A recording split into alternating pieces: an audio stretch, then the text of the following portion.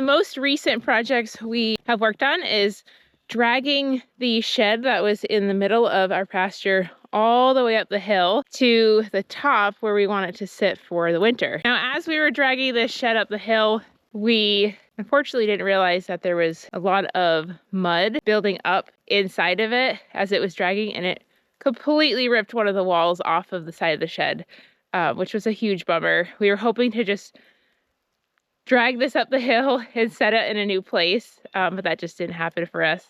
So in trying to accomplish one project, we have created a whole new project of trying to fix this shed now. So far, we have taken apart the wall that had ripped off and have started to frame it back in.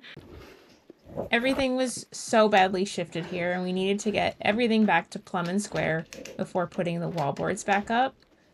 This did not go as smoothly as planned. We tried to bring the walls together here using a come-along, but the ledger lock it was attached to actually bent. So we ended up pushing everything into place using the tractor.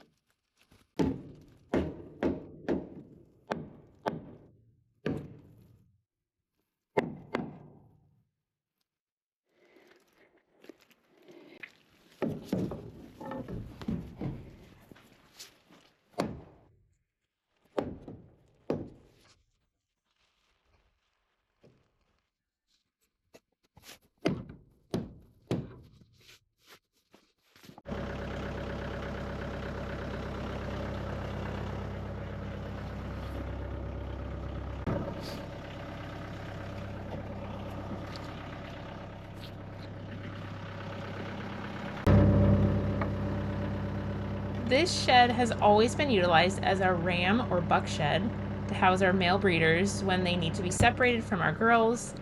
Our buck goat is currently in with our does to breed them, so he gets to stay in the barn with them for now. But we will be moving him out soon when it comes closer to kidding season, so this shed creates a nice separate space for him or any other animals that need to be isolated or separated for any reason.